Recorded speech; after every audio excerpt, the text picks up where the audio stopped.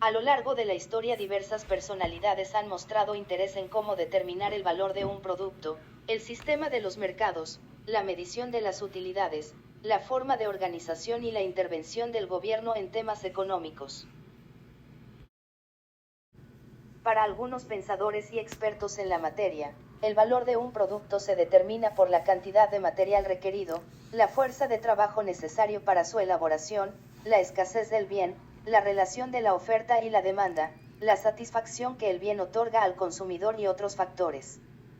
Los elementos antes mencionados no influyen o representan el mismo valor para toda la sociedad, ya que interfieren con otros factores como las preferencias o necesidades de cada individuo.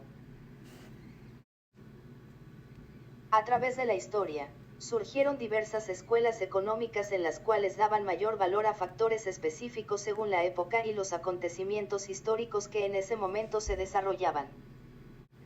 Comenzaremos mencionando las principales teorías de valor, sus características, los representantes, aportaciones y escuelas relacionadas, por mencionar algunos temas. Las teorías del valor buscan explicar el valor de uso o cambio de un bien o servicio en un mercado. Cada teoría cuenta con diferentes perspectivas que considera elementos clave como principal fuente de riqueza. La teoría del valor fisiócrata. El movimiento fisiócrata se desarrolla en Francia a mediados del siglo XVIII durante la época de la Ilustración. Nace como consecuencia del mercantilismo y el sistema feudal.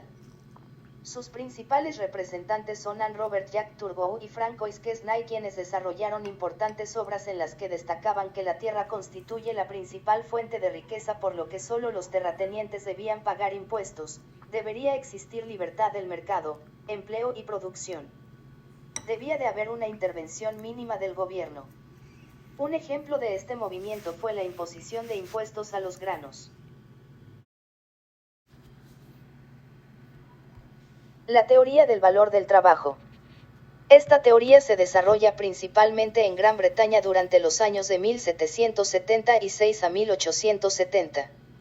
Esta teoría se desarrolla en la época de la Revolución Científica e Industrial. Sus principales representantes fueron Adam Smith y David Ricardo.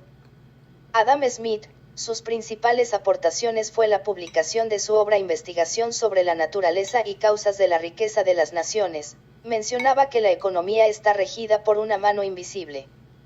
Dentro de este pensamiento, Smith consideraba que el Estado no debía de intervenir en la economía. Mencionaba que la fuente de valor se deriva del trabajo necesario para elaborar un bien y la división del trabajo depende de la extensión del mercado.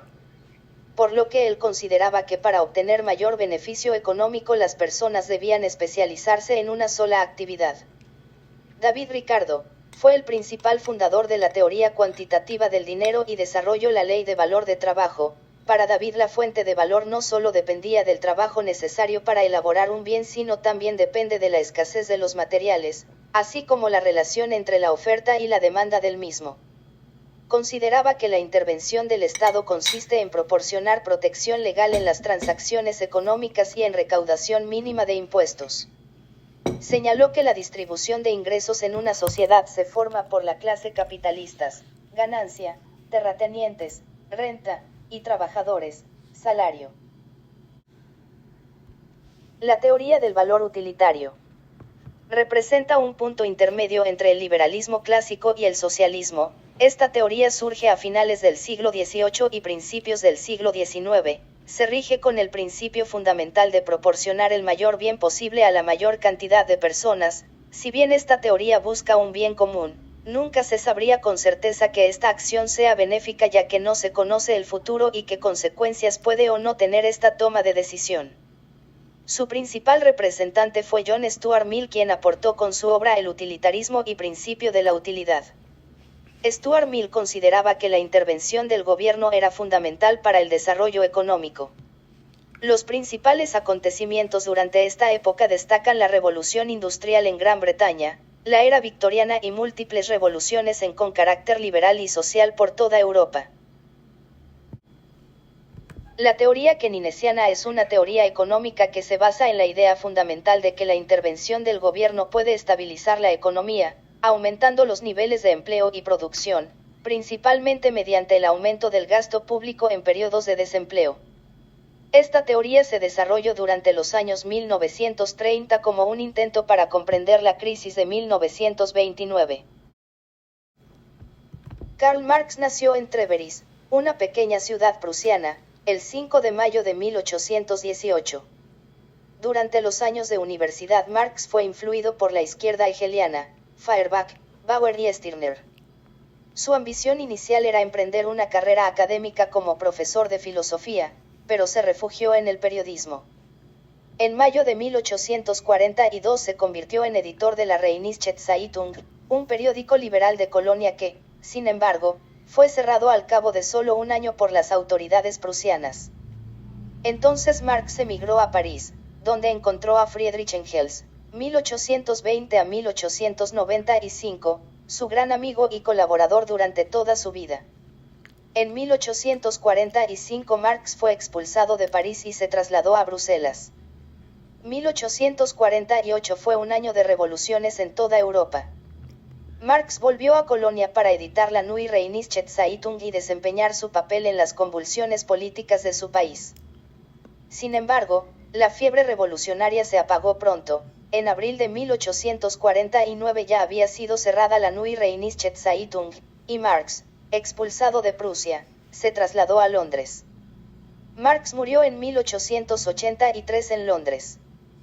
El objetivo del marxismo es que sean los propios trabajadores quienes por medio del Estado sean quienes manejen los niveles de producción, lo cual posibilitará a una sociedad sin clases, lo cual evitaría que una minoría como los medios de producción para explotar a la mayoría.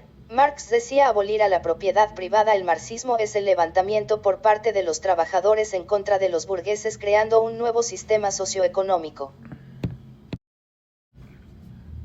Las principales escuelas del pensamiento. Escuela clásica con origen británico se desarrolló entre 1776 y 1870. Durante esta época se dio el movimiento de la revolución científica e industrial. Esta doctrina considera que las unidades económicas obedecen un comportamiento similar al del cuerpo humano, por lo que deben operar libremente sin la intervención del gobierno. Sus principales representantes son Adam Smith, Jean-Baptiste Say y David Ricardo. La escuela neoclásica se desarrolló a partir de 1870 en diversas partes de Europa y actualmente sigue vigente. Los neoclásicos desarrollaron el análisis marginal. Su interés central fue la asignación de los recursos dados entre distintos usos alternativos. Las preferencias de los consumidores, llamadas utilidad, entraban en la demanda de las mercancías, y se representan mediante curvas de indiferencia con las cuales explican su conducta. Trataron de analizar la economía en su conjunto, como equilibrio general simultáneo de todos los mercados de trabajo, tierra y productos. Los principales representantes son Marshall, Friedrich von Hayek, Augustin Cournot. En conclusión, como se mencionó, existen diversos pensadores expertos en la materia que determinan que el valor de un producto se determina por diversos factores, como pueden ser la fuerza de trabajo necesaria para la elaboración, la relación de oferta y demanda, la satisfacción que da al consumidor final, entre otros.